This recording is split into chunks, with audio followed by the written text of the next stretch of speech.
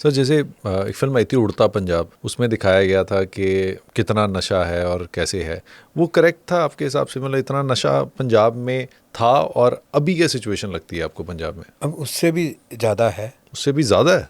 क्योंकि नशे बढ़ गए हैं, नए से नए नशे आ गए हैं। और जो उड़ता पंजाब में दिखाया गया था उसके बाद में सर्वे भी हुए और कुछ गांव ऐसे थे जिसमें 60 to 70% of the mail population was addicted Punjab के। और जो हमने देखा है कि जो लोग नशा को रोकने में, छुड़ाने में हेल्प करने चाहिए, वहाँ भी नशा बहुत ज़्यादा है। पुलिस फोर्स में जब मैंने अपने कैरियर में जब ब्राउन शुगर या हेरोइन शुरू हुई थी, तो मुझे पुलिस से ही पता लगा कि कहाँ से शुरू हुई, कहाँ तक पहुँच गई है। कि हमारे पंजाब से 50% क्लाइंटेल है। तो पहले फिरोजपुर थाना से कोई सिपाही आया, वो एडिक्ट था।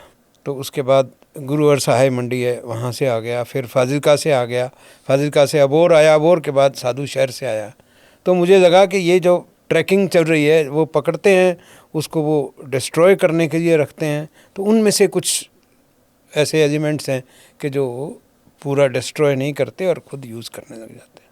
तो पंजाब में तो नशा अभी भी उतना ही चल रहा है और गवर्नमेंट ने बहुत एफर्ट्स किए हैं, बहुत स्कीम्स चलाई हैं, लेकिन उसका इम्प्लीमेंटेशन लेवल पे प्रॉब्लम है। तो नशा क्या एक्चुअली में छुड़ाया जा सकता है परमानेंटली? बिल्कुल छुड़ाया जा सकता है। उसके लिए सबसे पहले मोटिवेशन एनहांसमेंट करना पड़ता है, उसके बाद डिटॉक्स करना पड़ता है। डिटॉक्स करने के बाद में फिर anti craving measures, counselling, rehabilitation, वो पूरी एक टीम वर्क है। उसमें टीम में पेशेंट के साथ उसकी फैमिली, जो ट्रीटमेंट टीम है, प्लस जो सोसाइटी है, उसका भी पूरा रोल रहता है। अगर आपने किसी को नशा छुड़ा दिया, वो 1 महीना छुट्टी दे करके वापस काम पे जाता है, चाहे वो किसी तरह का ही काम करता है, वहाँ उसको फिर वही कहते हैं ये तो नशेड़ी है, ये वहाँ एडमिट रह के आया है, इसने तो क्या छोड़ना है। तो और घर वाले भी जब भी वो लेट आएगा उसको यही पूछते हैं कि कहाँ गया था, क्या कर रहा था, ये 100 रुपया कहाँ लग गया। तो उसके बाद फिर वो रिलैप्स हो जाता है, क्योंकि उसको वापस रिस्पेक्ट, रिगार्ड तो नहीं मिला सोसाइटी में।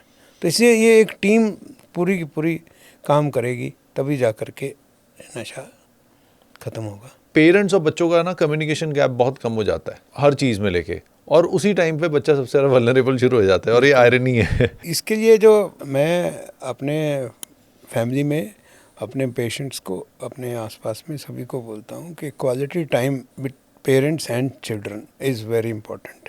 Whether this quality time is with the spouse और विद चिल्ड्रन। हमारा इंडियन कल्चर था साथ में खाना खाने का, वो टूटता गया है। तो अभी किसी के पास टाइम नहीं है कि तीनों मील्स हम साथ लें, तो at least 1 meal a day together with the family. That can go a long way in helping adolescents share their problems.